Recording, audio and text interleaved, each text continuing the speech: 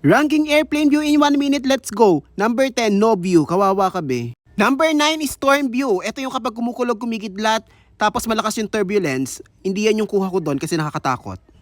Number 8, day city view. Depende kasi sa city na makikita mo ng araw, di ba? Ganun. 7, ocean view. Medyo nakakatakot siya kapag puro ocean lang.